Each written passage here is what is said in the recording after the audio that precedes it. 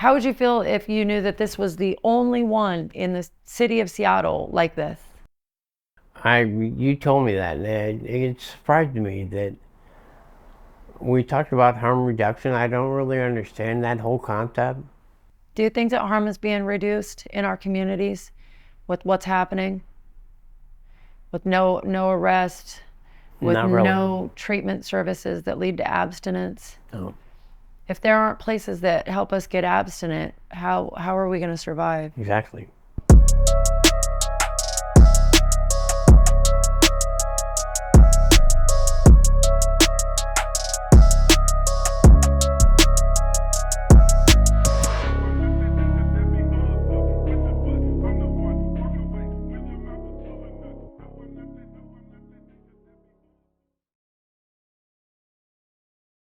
Thanks, Keith. So I'm just gonna, for the folks that are watching, will you just introduce yourself and tell them where we're at? My name's Keith Ford. We're at the Pat Williams apartment building here in Seattle. Thank you so much for taking the time to meet with me today. Which I told you already, I'm covering some stories on buildings that are under the Housing First policy model. And I was really happy when you reached out to me on social media and let me know that this is where you lived, and that after we talked for a minute, you made the decision to talk to me today. Yeah, so where are you from? Are you from here in Seattle? No, I'm from South Carolina. Okay, what brought you to Washington State? The work, the money. Okay, how long ago? I think, well, this is my second time through Seattle, but I've been here about 7 years now. Okay, and so you came from your home state? Yes. And had you been there your whole life? No. Okay. This is the 11th state I've lived in. Oh, okay. So, did a lot of moving around with my dad when I was a kid. Okay. And so what did you grow up doing as a profession? I worked in the restaurant industry. Okay. So how old were you when you, not to age you, but how old were you when you came to Washington permanently? 47. You were 47. And what kind of work did you come here to do? Used to work at the old spaghetti factory. Oh, it's the old spaghetti factory? Yes. Oh, so you really have been in the food industry, like pretty much your whole life? Yes. And okay, great. And so, and it paid you a living wage? Yeah. Okay. And then where were you living when you first came here? West Seattle. Did you have a place? Yes. Okay. Go ahead. I had a three-bedroom apartment with two roommates. Okay. And what happened?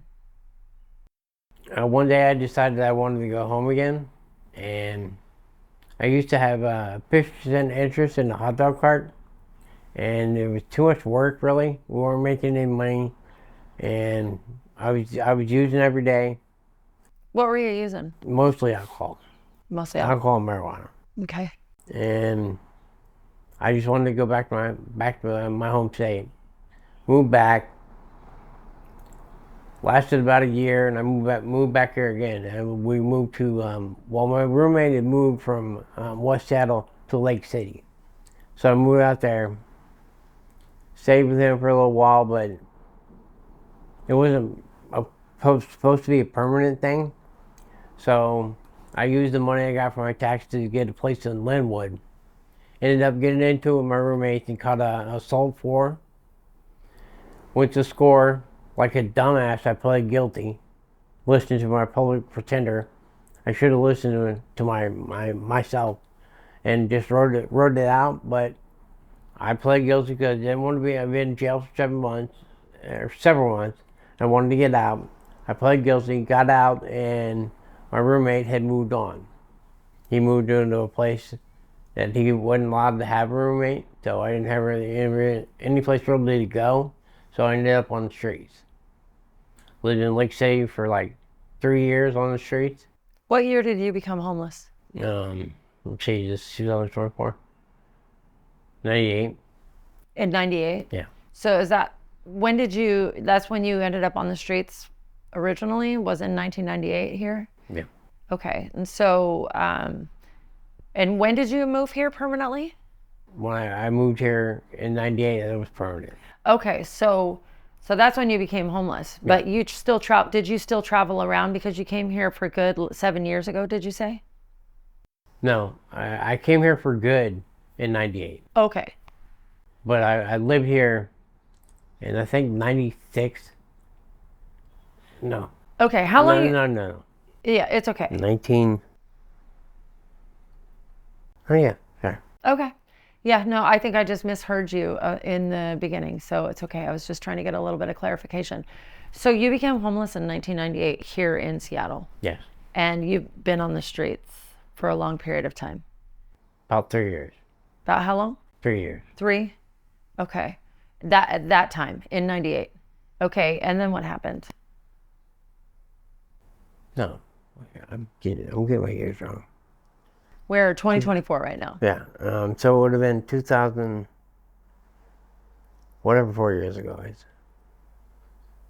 4 years ago? 2021. 2021. That's when you became homeless. Yes. Okay. And that's what I wasn't really clear on. So My bad. no, it's okay. I would imagine that the stroke that you suffered a few months back probably has had an impact on your timelines and things like that. So you became homeless after living in West Seattle and after moving up to Linwood and then going to jail. What happened to your belongings when you went to jail? You don't know? You just lost everything. Yeah. You lost everything. And when you were in Linwood, were you living in shared housing? I mean, I know you had a roommate. I had an apartment. Okay, it was a apartment with a roommate that you had in West Seattle. Okay. No. A different roommate. Yeah, different. Different roommate. Okay. So where did you go? So you were in Lake City. Where did you sleep at when you were in Lake City homeless? Well, for a little while, I just slept wherever. And Okay. Wherever I could. I didn't have a tent because I was afraid to get everything stolen. Yeah. So I just traveled. Well, to be honest with you, I slept in a lot of car dealership cars because they don't lock the cars. Oh. And as long as you're gone before they get there, you're all right. Okay. Um, Was it hard sometimes to get up before they got there? no. Okay. I was up with the sun. Were you drinking every day? It was more meth. Oh, it was more meth Yeah. during that time. Okay. I progressed. My addiction got worse. Then how were you making money? Hustling. And so what can you be a little, I think it's really important for folks that watch this stuff. I know what that means a lot of the times, but how were you? Selling drugs, boosting. So stealing out of stores. Yeah. Yeah. What else? Anything else? Any kind of property crime aside from retail theft? No. So, and I'm glad that you brought that up, because I too did those kind of things on drugs. How many of the people that you were on the streets with committed crimes to get drugs? All of them? Like 100%. Yeah. How many people that were homeless on the streets that weren't staying in shelters were drug addicts? Or alcoholics? Majority. Upwards of close to 100%? I say 80. 80%? 80 to 90. So you knew people that were sleeping outside that weren't drug addicts? A few. Okay. And how long did those folks stay homeless? And did they mix with the drug addicted portion of the population? There was no getting away from it. Yeah. So in Lake City, was there a service center or anywhere that you were able to go to on a daily basis? I used to go to a drop-in center. Yeah. In the night, used to run one. Okay. And then there was the food bank. I can't remember exactly who runs it, but they were very helpful. Okay. How did they help you besides giving you food? Well, they got me in touch with a therapist, and just if I needed advice or I needed anything, that I could go to them for help. They helped me get a phone at one time, and just helped me navigate what I'm doing. Yeah. Did you keep that phone? No, I lost it. Oh, did you lose it? Yeah. That's why I asked. We either lose them or we sell them, or we trade them. Yeah. Yeah. So, thanks for your transparency on that. So, 2021, you're on the streets, you're boosting stuff, you're sleeping in cars at dealerships, you're on meth, you're committing different kind of crimes to to maintain your drug addiction. What did you do next? Did you gravitate away from Lake City? I did. I spent some time in the psych ward at Harborview, and they got me a place, a hotel in Aurora. I stayed there for a couple of weeks, and when I got out, I was intending to turn myself into a probation officer. Oh, so you were on probation Yes. at the time? I caught a charge in Linwood, got into a fight with my roommates. Yeah, and you got the assault charge, Yes. and you ended up on probation. Right. So was your probation officer trying to have regular engagement with you?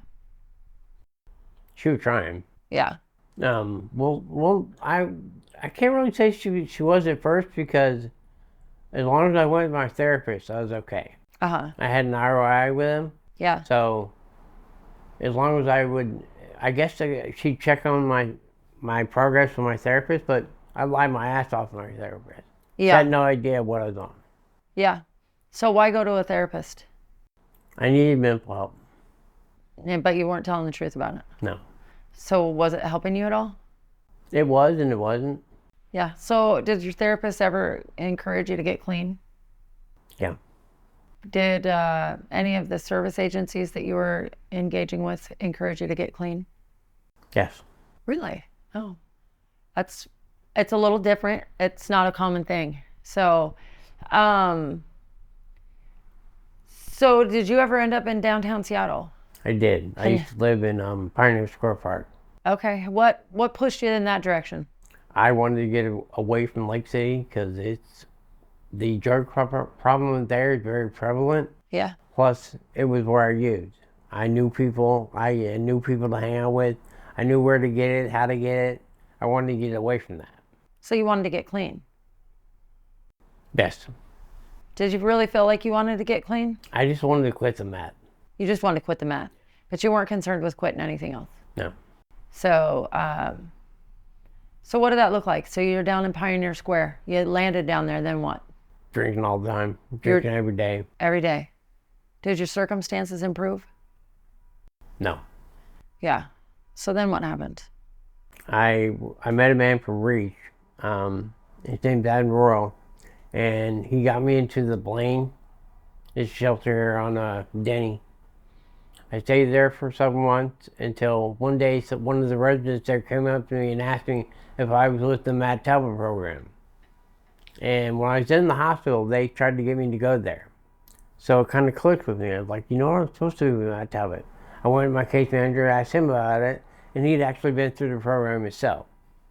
And the counselor had? Yes. Okay. He got me in touch with he actually escorted me down there and introduced me to him. Yeah. And I had my SUD. It took a little while, and then they put me up in the Manual Community Services. It's a church that runs their shelter program. Yes. So it was another resident that was in the program? No, he wasn't actually in it. He just asked He just me if knew I about was. it? Yes. Oh, okay. All right. So I realized that was my chance to get off drugs, get off alcohol, and improve my life. And had you thought about getting clean before this? Not really, no. Okay, there's a reason I'm asking these questions. So Yeah. you were completely fine with just drinking and using and just doing. I was comfortable on the bottom. I've been down there so long. I didn't really see a way out at the time. So you get into the Emmanuel shelter, you get into the Matt Talbot treatment program, which is a program that predominantly works with homeless gentlemen, right? Yes. And it's at the Matt Talbot Center on 3rd Avenue in Seattle. Mm-hmm. And so did they expect you to be abstinent during that time? Yes. Was it a requirement? A requirement, yes. Was it a requirement for the shelter? Yes.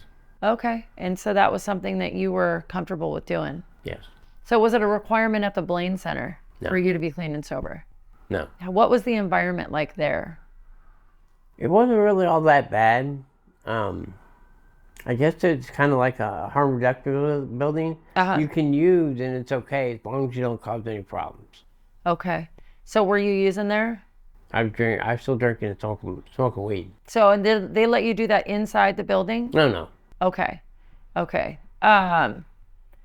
So you're living right now in what is considered to be the only clean and sober housing first building in Seattle, Okay. right? Yeah. So, and you might not know that. I do know that you know that with Plymouth, that it's the only one in Plymouth, and I do believe that it's the only clean and sober ish building in Seattle. And so how did you end up getting into this building? ITS got me in here. So the shelter program that you were in. Yes. How long were you still in the Matt Talbot program when you got in here? Yes. So are you abstinent today Yes. from all substances? Yes. Okay. How long have you, what is your clean date?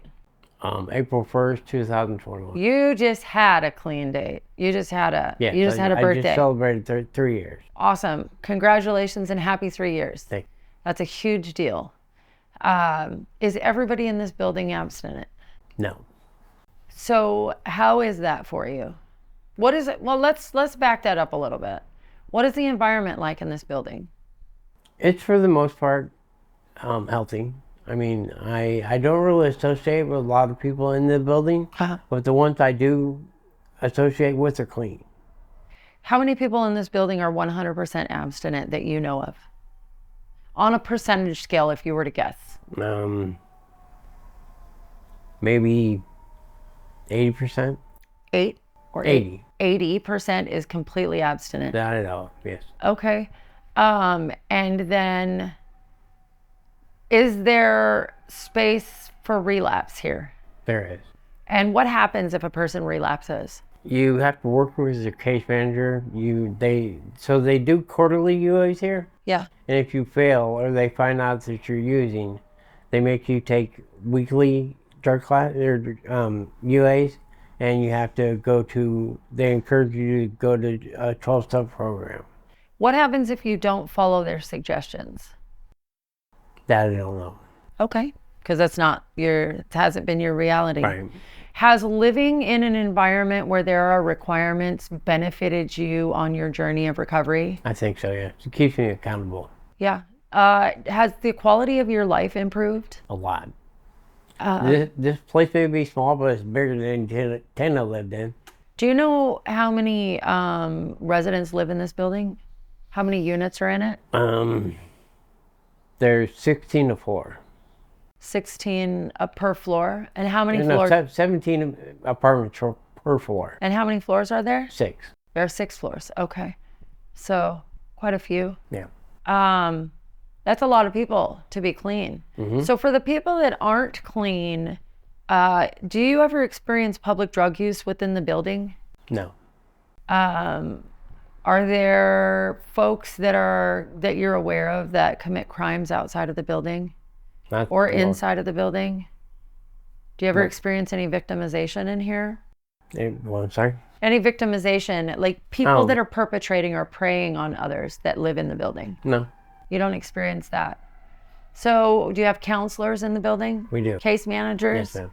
And do you have regular contact with your case manager? Mm-hmm. And what happens on a regular meeting with your case manager? Well, I don't really, if I need something from her, she's there. Yeah. So it's not like I have a weekly schedule or a monthly schedule or anything. But they do check on you every once in a while. Like, back in November, I went to my friend's house for a couple of weeks, and they didn't know where it was. Mm-hmm. So they called me, like, are you okay? So they do check on you if you're not around. Yeah. What has your relationship been? When you first moved into the building, did you meet with case manager when you first came in? Mm-hmm. And what kind of stuff did you guys do during your meeting? Just general stuff. Talk about what you need, what's going on in your life, how are you. My case manager changed. Okay. He left, and I got a new one. Okay. So she's pretty competent at her job. Nice. She's in recovery as well. Okay. Not the only case manager here that had addiction problems. Oh, it's the only one? No, not the only one. Okay. Do you feel like people that have had addiction issues in the past, they better understand your circumstances? I think so, yes. Yeah. Is this a permanent Is this your final destination? Is this a permanent location for you, or what are your plans? I like it here. I plan to stay. And how long have you lived in this building? It'll be 2 years in August. And are you happy with the things that you've chosen to do differently in your life? Yeah. Tell me about that. What are you able to do? What are you able to do today that you weren't able to do 4 years ago? Well, obviously live inside, but now I can help people with their problems. Share the people that I have something in common with. I can let them know. Like right now, the building has set up. I'm taking NVC classes, nonviolent communication, and the ultimate result will be I'll take a test, become a peer counselor, and it's sponsored by Pat Williams, and it just gives me. I don't want to say I'm a shining example of recovery, but I can help people that have the problems that I have. What is a shining example of recovery, do you think? You? Well, I don't think that we're very different. I think that we've both done the same thing. We stopped using one day at a time. Yeah. And we're improving our life one step at a time. Yes. So I would argue that you are a shining example. Thank you. I think that you are an example that shines through the mess that we see on our streets, that shows that it is possible. And one of the reasons I love the hat that you're wearing, because it seems to me that even though you didn't want to, you got clean. Right. It wasn't your intention or your goal, but strategically there were people in positions in different places that led you to abstinence.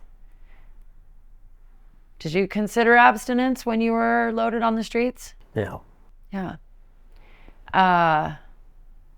Were you just fine with your life the way that it was? I was. But there were some things that helped you get here, even though you didn't even want to do that. Yes. And now you have a life. Where did you just come back from? Physical therapy. Well, not today. You just went on vacation. You were talking to me about Europe. that. Yeah. Would you have been able to go to Europe 4 years ago? No. Why not? I wouldn't have had any money to do that. Yeah. Do you think you could have even gotten on the plane if you did have the money? Probably not. Yeah. But you just went to Europe. I've never even been to Europe, so I'm not necessarily jealous, but now I feel like, well, if Keith can do it, so can I. Yeah. What does your regular day look like? Well, I do a lot of AA. Yeah. So 12-step. 12-step, that's it. How does that help you? How does 12-step contribute It's to the your crutch quality? I rely on. Yeah. Yes, it keeps me accountable. Yeah. Encourage me. It helps me stay clean because I don't want to lose what I have. Yeah. I don't want to show up to the meeting one day and say, you know what, I got to start over. Sorry, guys. I would hate to see the look on people's faces. Not only would I let them down, but I'll let myself down. Yeah. So. Who are those pictures of on your wall? That's my family. Well, this is the guy. This is Art, my roommate, and that's his girlfriend. Okay. This is at the London Tower Bridge. And the woman with the orange hair and the kid drinking the Bacardi is me. You're the kid drinking Bacardi? Yeah, that's Okay. the Halloween picture. Okay. And that's me riding my dog when I was a kid. Okay. And this is my entire family. Awesome. Do you have contact with any of your family today? I do. I talked to my dad today. Did you have a lot of contact with your family 4 years did ago? not. You didn't? No. So do you feel like relationships are being restored? They are. Yeah. Do you have any kids? No. Okay. Yeah. What else do you want me to know about this place? How do you feel about the Pat Williams Apartments? I personally really like it.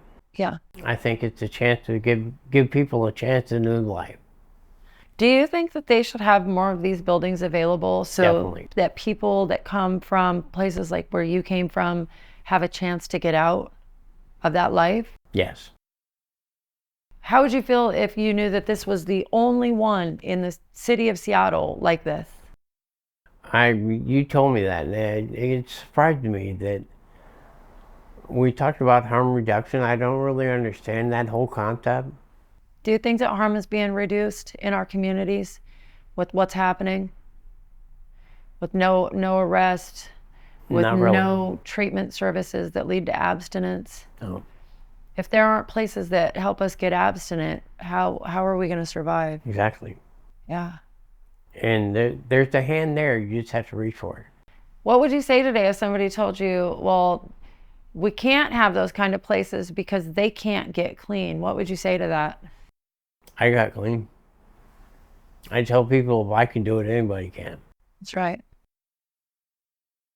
Is there anything else? What would you say to the people on the streets that don't believe that abstinence is an avenue that people can take? They're wrong. You just have to want it. Yeah. Or not. Because you didn't want it. Right. That's once you hit your rock bottom. That's why I asked you those questions, because you are a shining example of, if the right things are in the right place, and it only takes a moment of desperation. It only takes a slim moment of clarity in the midst of not wanting it, and the right opportunity, and a person can have their life back. And you're proof of that. You are proof of that. Yes. Thank you for being that proof. Thank you for proving it, not just to yourself, but to the rest of the world. And we're going to do our best to try to share with the world that it's possible. That was great. You were sleeping on a bench in Pioneer Square for 5 months, drunk every day, after being high on meth every day and stealing and committing crimes for your addiction. And today you're living a free man. Yeah. Do you feel free? I do. Do you feel freer than you did when you were living out on the street? Oh, definitely. Yeah. Thank you, Keith. You're welcome. Come on, give me a hug. Bring it in.